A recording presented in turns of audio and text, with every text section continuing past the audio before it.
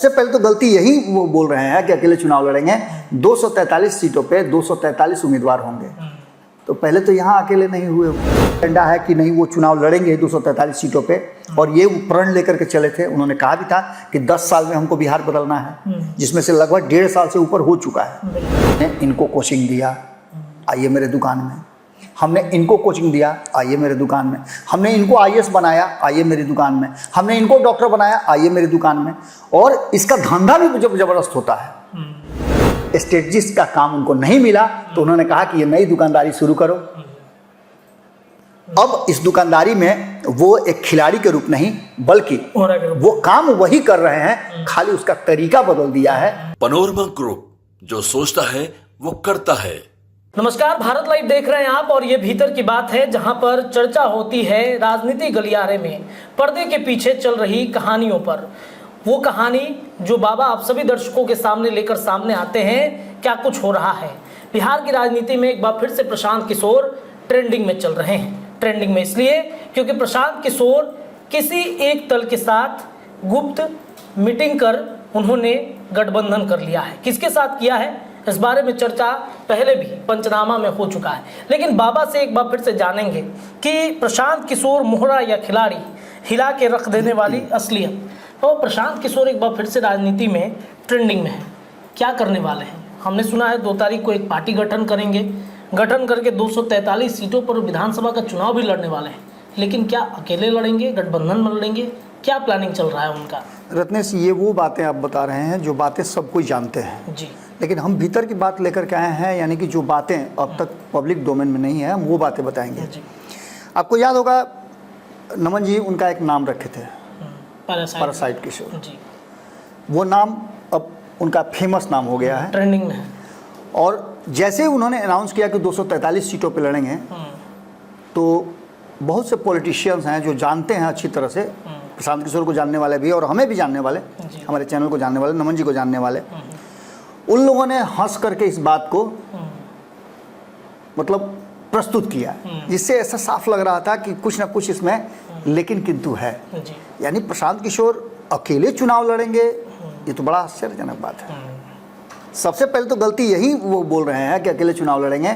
243 सीटों पे 243 उम्मीदवार होंगे, तो पहले तो यहाँ अकेले नहीं हुए। वो अलग अलग पार्टियों 243 उम्मीदवार किनका होगा? प्रशांत किशोर का होगा, किसी दल का होगा? ये तो आगे हम बताएंगे, ये हम आगे बताएंगे। बाकी आपने चिट्ठी की बात सुनी होगी, जिसकी चर्चा खूब हो रही है। बिल्कुल, बिल्कुल। उस चिट्ठी की जरूरत नहीं थी, लेकिन वो चिट्ठी आई, तो क्या उनका संबंध उनसे है जिनके साथ कभी 2015 में वो काम कर चुके हैं, या 2015 में जिनके साथ काम कर चुके हैं वो कह रहे हैं कि उनका संबंध उनसे है जिनसे 2014 में काम कर चुके हैं? अब ये बड़ा आश्चर्यजनक बात है, और ये सारी बातें घुमा फिरा करके इस बात की तरफ ले आती हैं कि प्रशांत किशोर खिलाड़ी हैं 2025 के लिए, या फिर मोहरा है। कभी कभी आपने देखा होगा कि जो 12वां खिलाड़ी होता है, चाहे वो क्रिकेट में, फुटबॉल में, किसी भी गेम में, तो ऐसा कुछ कर जाता है जो मैच का बने टर्निंग पॉइंट हो जाता है। कभी कभी आपने देखा होगा कि कैच ले लेता है 12वां खिलाड़ी जो उस टीम का हिस्सा नहीं है, फिर भी ले लेता है और टीम मैच जीत जाती है। प्रशांत किशोर को वहाँ खड़ा किया गया है जहाँ प्रशांत किशोर का प्रयोग कैसे किया जा सकता है। प्रशांत किशोर को ये लग रहा है कि वो यात्रा कर रहे हैं, वो एक चुनाव लड़ेंगे। ये भ्रम तो उन्होंने 2024 के चुनाव से पहले भी फैलाया था। आप ही के कार्यालय में आकर के कितने लोगों ने दावा किया था, कितने लोगों ने लिस्ट दिया था कि ये सीट हम चुनाव लड़ रहे हैं। मुझे आज भी याद है 11 सीटों पर बात हुई थी। बिल्कुल, हम लोकसभा लिख करके लिस्ट दिए थे कि इस सीट पर हम चुनाव लड़ रहे हैं और जीत भी रहे हैं। तो इसके मायने क्या है? तो कभी कभी आप देखिएगा कि दुकान खुलने से पहले इश्तेहार दिया जाता है, बड़ा बड़ा होर्डिंग बैनर पोस्टर लगता है, कमिंग सून। हाँ, तो वो जो है ना, लोगों को आकृष्ट करने के लिए, प्रभावित करने के लिए, और उसके साथ कुछ नाम जुड़े रहते हैं। जैसे हमने इनको कोचिंग दिया, आइए मेरे दुकान में। हमने इनको कोचिंग दिया, आइए मेरे दुकान में। हमने इनको आईएएस बनाया, आइए मेरी दुकान में। हमने इनको डॉक्टर बनाया, आइए मेरी दुकान में। और इसका धंधा भी जब जबरदस्त होता है। ये पता है ना आपको कि स्टूडेंट जब फर्स्ट सेकंड थर्ड करता है तो उसका बोली लगने लगती है कि मेरे इंस्टीट्यूट से किया है, आओ ना मेरे यहाँ। इस पर एक फिल्म भी हमने देखी थी, कोई फिल्म आई थी उसमें, याद नहीं आ रहा नाम, सुपर 30 नाम।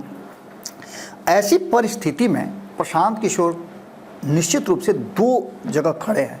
एक तरफ ये लगता है कि वास्तव में अगर प्रशांत किशोर ये काम कर रहे हैं, उनका हिडन एजेंडा है कि नहीं वो चुनाव लड़ेंगे 243 सीटों पे, और ये वो प्रण लेकर के चले थे। उन्होंने कहा भी था कि 10 साल में हमको बिहार बदलना है, जिसमें से लगभग 1.5 साल से ऊपर हो चुका है। बिल्कुल। अब वो चुनाव लड़ने की बात कर रहे हैं, तो अगर वो 243 सीटों पे चुनाव लड़ते हैं तो वो तीसरा कोण पैदा करेंगे। लेकिन जो प्रशांत किशोर को जानने वाले लोग हैं वो सीधी तौर पे कह रहे हैं कि प्रशांत किशोर के पास अब वो काम नहीं था जो इस काम के परंगत माने जाते थे, या जिस काम को करने के लिए वो जाने जाते थे, रणनीतिकार की भूमिका में। उस भूमिका से लोगों ने उनको बेदखल कर दिया है। कारण कि जहां भी जाते थे वहां, अब देखिए हम 2015 की बात करते हैं, 2014 की बात तो बहुत पुरानी हो गई। वहां 2014 में उन्होंने क्या किया, कितना किया, हर हर मोदी घर घर मोदी नारा उनका था, क्या था क्या नहीं था। लेकिन प्रधानमंत्री जब नरेंद्र मोदी बने तो प्रशांत किशोर का नाम आया। अगर आपको कोई बहुत बढ़िया गिफ्ट दे दे तो थैंक यू तो बोलिएगा ना उसको, कि उसको भगाइए गया, भाग यहाँ से। प्रशांत किशोर को भगाया गया वहाँ से। प्रशांत किशोर 2015 में आए नीतीश कुमार के पास।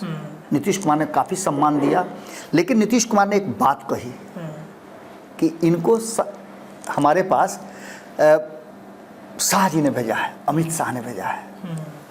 यानी कि यहाँ भी वो किसी पैरवी से ही आए थे, अपने टैलेंट पे नहीं आए थे, अपनी पैरवी पे आए थे। और इसमें पैरवी एक नया प्रयोग बिहार के लिए भी था। 10 सालों के बाद लालू प्रसाद को देखना था कि बदले हैं कि नहीं बदले हैं। नीतीश कुमार और लालू प्रसाद एक बार फिर से 1990 के बाद आए थे, उनको भी चेक करना था। और भारतीय जनता पार्टी केंद्र में है, बिहार के लिए कुछ करती है कि नहीं वो भी चेक करना था, कि बिहार के लिए कुछ करती है कि नहीं करती है। 32 को सीट दी है भाई हम, तो अब कुछ करते हैं कि नहीं करते हैं। नीतीश कुमार 2014 के चुनाव में बुरी तरह हारे थे, लालू प्रसाद हारे थे, कांग्रेस हारी थी। इन्होंने मिल करके गठबंधन बनाया था, और उस गठबंधन में प्रशांत किशोर को तरजीह दी जाने लगी। काम तो वो कर रहे थे जदयू के लिए, लेकिन लालू प्रसाद और कांग्रेस कहा जाता है कि कई लोग काम कर रहे थे उन लोगों के बीच में, और बहुत करीब से उस चुनाव को 2015 के चुनाव को हमने देखा था। ऐसी स्थिति में एक सिंपल सी बात आपके सामने आती है कि 2015 का भी चुनाव ये टैलेंट लालू प्रसाद का और कहीं ना कहीं नीतीश कुमार का था। और नीतीश कुमार और लालू प्रसाद अपने टैलेंट पर चुनाव लड़े, जीते, सरकार बनाए, लेकिन क्रेडिट किसको गया? प्रशांत किशोर। और प्रशांत किशोर को ऐसा क्रेडिट गया कि उनको गले लगाना शुरू कर दिए लोग। उस मंच पे आपने देखा होगा तस्वीरें कहीं वायरल होती थी, तो खूब वायरल हुई थी। पूरे देश भर से लोगों को बुला करके वो शपथ ग्रहण समारोह हुआ था गांधी मैदान में। इसके बाद प्रशांत किशोर नीतीश कुमार के चहेते हो गए। नीतीश कुमार ने उनको कैबिनेट का दर्जा भी दे दिया, बंगला भी दे दिया, संगठन में भी सबसे बड़े हो गए, किसी को कुछ समझते ही नहीं थे। उसमें ऐसा लग रहा था जैसे अभी का माहौल है जदयू का कि भाई उत्तराधिकारी कौन, तो उस समय प्रशांत किशोर का चर्चा खूब चलता था। बिल्कुल, यहाँ तक उन्होंने कहा था कि नीतीश मेरे पिता तुल्य हैं। वो सारी प्रक्रियाएं शुरू हो चुकी थी, लेकिन उनको पता नहीं था कि नीतीश कुमार पिता तुल्य कहने के बाद बेटा को नहीं अपने बगल में बैठाते हैं, तो पिता तुल्य कहने वाले को कैसे बैठाएंगे। प्रशांत किशोर की वहाँ से यात्रा जो है दूसरे रूप में मुड़ी। फिर से एक बार वो जो अपना काम करते थे स्ट्रेटजिस्ट का, वो करना शुरू कर चुके थे। इसके बाद कई यात्राएं उन्होंने की। उन्होंने 2017 में जब नीतीश कुमार अलग हो रहे थे, उन्होंने कोशिश किया कि नहीं अलग हों।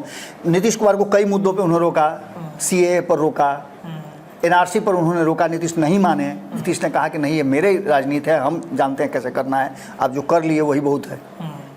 इन सब के बाद जब यूपी गए तो वहाँ खटिया खड़ी कर दी उन्होंने अखिलेश की, और वहाँ से उनके ऊपर कैरियर पर एक दाग लगने लगा कि ये अपने बदौलत नहीं, परिस्थितियों के स्ट्रेटजिस्ट हैं।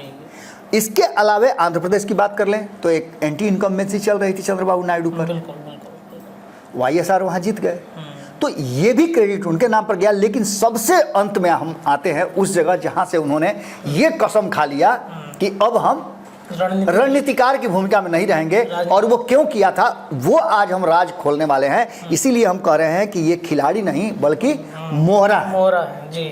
जो बातें हम नहीं कह रहे हैं, ये बात सभी राजनीतिक दल कह रहे हैं कि वो खिलाड़ी नहीं है, मोहरा है। आरजेडी वाले कहते हैं कि बीजेपी का मोहरा है, कांग्रेस कहती है कि ये नीतीश कुमार के मोहरा है। हर किसी को मोहरा ही नजर आते हैं, खिलाड़ी नहीं नजर आ रहे हैं अभी तक। जैसे ही वो प्रवेश करते हैं दिल्ली से होते हुए कोलकाता, दिल्ली में भी उन्होंने, आपको पता ही है कि किया, वहाँ भी उनको कैबिनेट दर्जा देने की बात थी। लेकिन जब कोलकाता आए, कोलकाता में जब टीएमसी के लिए काम करना शुरू किए और कुछ जगहों पे वो उनका भविष्यवाणी सही भी हुआ, लेकिन इन सब के बावजूद जब ममता बनर्जी को ये एहसास हो गया कि इस आदमी को अब और ज़्यादा वो बर्दाश्त नहीं कर सकती हैं क्योंकि इंटरफेयर करना शुरू कर चुका है हमारे रणनीतियों में, तो उन्होंने ऐसा वहाँ से भगाया कि इनको कैबिनेट का दर्जा से लेकर के सब वहाँ भी प्राप्त हुआ था। उन सब को लेकर के ये वहाँ से भागे और उन्होंने अनाउंसमेंट कर दिया कि अब वो नहीं करेंगे। तो करेंगे क्या? अब जैसे आप प्रैक्टिस करके खूब बढ़िया फुटबॉल खेलते हो लेकिन टीम में कभी जगह आपको नहीं मिलेगा, तो लास्ट में वैसा आदमी क्या करता है? कोच बन जाता है, समझे? इन्होंने कोचिंग शुरू कर दी और नया ग्राहक खोजना शुरू कर दिया। अब पहले संगठन खोजते थे, अब ग्राहक खोजने लगे, व्यक्ति व्यक्ति को। इसमें आपने देखा होगा आईएएस, आईपीएस, डॉक्टर, इंजीनियर, ये सब लोग महत्वाकांक्षी लोग हैं, अति महत्वाकांक्षी लोग हैं। हम एक दिन चर्चा कर रहे थे, शायद आपके साथ कर रहे थे या और किसी के साथ कर रहे थे, मैंने कहा था कि वो आईएएस अफसर जो एक अनपढ़ नेता के बैग को लेकर के घूमता है, उसको कितना अंदर छलनी होता होगा, कितना पढ़ लिख के हम आए, पावर है इसमें, और इस आदमी का हम झोला ढो रहे हैं। कल हम झोला इसे ढुलवाएंगे, ऐसा ही आईएएस आईपीएस से हम झोला ढुलवाएंगे, तो वो नेता बन जाता है। ऐसे महत्वाकांक्षी लोगों को, जिनके पास पैसा भी हो, बाल बच्चा सब अमेरिका इंग्लैंड में हो, अकेला देह है, तो क्या करेंगे? आ जाइए, टीम पीके से जुड़िए, धन संग्रह कीजिए और जुड़ करके आप जल्दी विधायक बन जाइएगा। आपको विधायक बना देंगे, किसी को तो मुख्यमंत्री तक का उन्होंने दे दिया है कि आपको मुख्यमंत्री बनाएंगे, आपको विधायक बनाएंगे, आपको ये विभाग देंगे, आपको वो विभाग देंगे। अब पहले क्या कर रहे थे, तो हम वित्त विभाग देख रहे थे, अरे आप तो फाइनेंस मिनिस्टर जैसा है, हो या आपका फाइनेंस मिनिस्टर क्लियर। ये सारी चीज़ें करके कहीं ना कहीं वो एक इल्यूजन क्रिएट कर रहे हैं, और ये इल्यूजन वो अपने लिए नहीं कर रहे हैं। किसके लिए? ये इल्यूजन वो क्रिएट कर रहे हैं जो सरकार बनाएगी उसको बैकअप करने के लिए, या किसी गठबंधन के लिए, किसी पार्टी के लिए वो काम कर रहे हैं। ये बात हम नहीं कह रहे हैं, ये बातें अब हर पॉलिटिकल दल जो कभी उनकी सेवाएं ले चुका है वो कह रहा है। मतलब पहले था कि उनका एक कंपनी चलता था, और अभी राजनीतिक रूप से एक कंपनी चला रहे हैं वो, जिसे बैकअप तैयार करके समर्थन देना हो गया। आज भी उनकी कंपनी काम कर रही है। कोलकाता के बाद किस किस राज्य के लिए उन्होंने स्ट्रेटजी बनाया है? किसी राज्य का याद है आपको? किसी का तो नाम नहीं आता, लेकिन 3 कंपनी आज भी है, कंपनी आज भी वही काम कर रही है। लेकिन किसी राज्य में आपने सुना कि टीएमसी के बाद वो किसी राज्य में काम किए हों? किसी राज्य ने उनको बुला के कहा होगा कि हमारा स्ट्रेटजी बना दीजिए, हमको जितवा दीजिए? इस बार नीतीश कुमार को कहा जा रहा था कि सबसे दुखद स्थिति से गुजर रहे, इन्होंने कोशिश किया था, ऐसा नहीं कि इन्होंने कोशिश नहीं किया था। इन्होंने तब जाकर के ये कसम खाया जब इनको कांग्रेस ने रिजेक्ट कर दिया। 7000 पन्ने का या 700 पन्ने का, याद नहीं आ रहा ठीक से मुझे, 700 पन्ना था या 7000 पन्ना था, उसका एक पूरा ड्राफ्ट लेकर के ये गए थे। 700 पन्ने का एक ड्राफ्ट लेकर के ये गए थे, और उस ड्राफ्ट को रख करके उन्होंने कहा था कि हमको ये आप दे दीजिए, तो इस 700 पन्ना पढ़िए और पढ़ करके हम आपको लोकसभा के चुनाव में जिताएंगे। जब कांग्रेस ने इनको रिजेक्ट कर दिया तो इन्होंने कहा कि 10 साल तक नरेंद्र मोदी को हराने वाला कोई नेता पैदा नहीं हुआ है। जबकि वास्तविकता ये है कि आज आप देख लीजिए कि जिस तरह से राहुल गांधी एक्ट कर रहे हैं, और उन्होंने भारतीय जनता पार्टी के लिए चिंता पैदा कर दी है। नीतीश कुमार जो नज़र आ रहे थे उस पूरे कहानी में, जिस तरह से उन्होंने मोदी विरोधी एक गठबंधन बड़ा बना दिया, उस गठबंधन ने लगभग 250 से के आसपास सीटें प्राप्त की है। तो ऐसी स्थिति में एक बात तो क्लियर था कि कहीं ना कहीं प्रशांत किशोर स्ट्रेटजिस्ट का काम उनको नहीं मिला, तो उन्होंने कहा कि ये नई दुकानदारी शुरू करो। अब इस दुकानदारी में वो एक खिलाड़ी के रूप नहीं बल्कि वो काम वही कर रहे हैं, खाली उसका तरीका बदल दिया है। मतलब दुकान वही है, मतलब पेशा वही है, दुकान चेंज हो गई। बस काम वही करेंगे, पहले बल्क में किया करते थे, अब सिंगल सिंगल करेंगे। सिंगल करेंगे। चलिए देखिए, तो प्रशांत किशोर की चर्चा इतनी क्यों हो रही है बिहार के राजनीति में, क्यों प्रशांत किशोर को खिलाड़ी और मोहरा कहा जा रहा है, भीतर की बात में हमने चर्चा करके आपको बताया। फिलहाल के लिए इतना ही। भारत लाइव पर खबरों का सिलसिला लगातार जारी रहेगा, चर्चाएं यूं ही निरंतर होती रहेंगी। बहुत बहुत धन्यवाद। पनोरमा ग्रुप, जो सोचता है वो करता है। अगर ये वीडियो पसंद आई और वह बिहार के राजनीति और बिहारियत से सरोकार रखेनी तो सब्सक्राइब बटन दबा के चैनल के सब्सक्राइब कर ली। ओजे एगो घंटी बा, ओकरा बटन दबा देला से कुल सटीक और मारक खबर रुआ मुफ्त में मिल जाई। अगर रुआ पत्रकारिता के हमनी के नया प्रयोग में सहयोग कर चाहतानी तो ज्वाइन बटन दबा दी। पेटीएम नंबर नोट कर ली 9386816700। धन्यवाद।